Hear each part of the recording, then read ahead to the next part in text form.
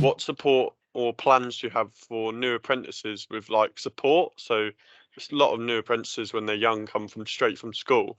So just what support they've got in place or future plans that you've got in place to support these people. Okay, well, we're really firm believers in giving apprentices a great network of support, so that they do come in and feel they've got lots of people to ask if they need help. So obviously, all the new apprentices would have a dedicated line manager, but we also give them a buddy that they can talk to. We give them a mentor, and all apprentices are also assigned an early careers manager to talk to and sort of have coaching sessions with. So there's lots of people there straight away, in that network that they can approach for questions, and it's important that they use those, because one of my biggest things is, there are no daft questions. If you need to know something, then you just need to ask.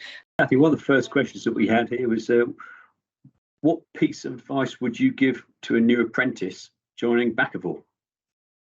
I'd say, sorry. No, I was going to say thanks, Bennett. Yeah, over to you, Bronnie. I'd say that it's very much a journey, and it doesn't always go right. At the beginning of my apprenticeship, it was tough. I didn't know what a food factory was. I threw myself in it, and now I've just completed my apprenticeship and I'm a technologist. So at the end of it, there's always a bright end.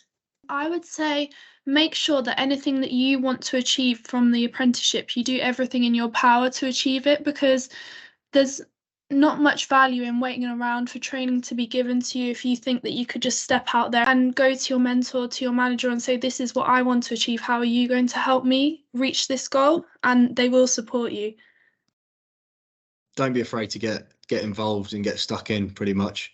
I think, starting as a new apprentice, it's nervous for anybody. Everyone's anxious. A lot of apprentices are young, so might be a bit scared to, again, repeating, but asking questions and that sort of thing. But the best way you're going to learn is just to get involved and always be busy, that sort of thing. So I think the good thing about being an apprentice is that you can sort of get time to spend with different departments. You don't have to always stick to just what you're learning. You can learn sort of a holistic view of the business. What's the most significant thing that's happened to you so far since becoming an apprentice?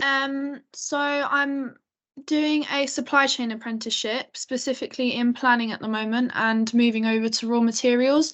And I expressed an interest in commercial roles to my manager, and I've been put on a project, and that's a really big thing for me, because I've only been at Bakkavor for 4 months, and already I'm going to go to a customer and pitch my idea on how we can make something improve, and it's quite a big thing for the business, really.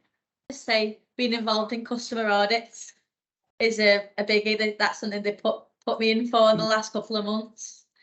So it's something, it's nerve-wracking, but obviously it's something that has to happen. Oh, it's going to happen. So might as well join in.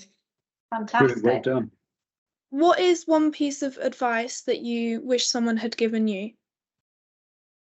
Yeah, I've racked my brain for this one, actually. So I'm going to give you one piece of advice that somebody gave me, but quite a way on in my career. So I've kind of cheated a little bit, but it's a little bit of artistic license, but I wish I'd have heard it earlier, which is no dream is too big. And so my kind of advice to you is whatever you want to do, the kind of barrier to that will be you.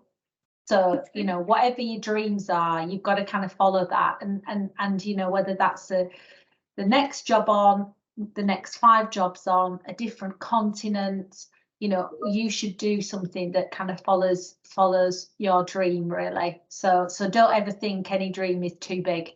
Build your foundation skills, have grit and determination in really delivering your goal, support your colleagues and have a bit of a fun along the way. And if you stay with your plan and focus on that, you'll get the success that you want. And times that I think when you're young, you worry that you won't, but I promise you that you will. Being a finance person, there's a very structured career plan in a finance organisation, And when I sit back and reflect on it, I think some of the best advice would be just to go out and try different things, grab experiences. It's very easy to sit where you are in your career and think you want it all plotted out. You've got an exact linear line to get to where you want to be. In reality, it will never be linear. It will be a chaotic line that's all over the place, but everything you do is just great experience. And the best thing you can do is to go out and grab it with the total gusto. Yeah, so what would you classify as the most defining leadership behaviour? There are many different leadership behaviours, but I think the most significant one that I think resonates just with me personally, but also with the business and the industry that we operate in, it's adaptability.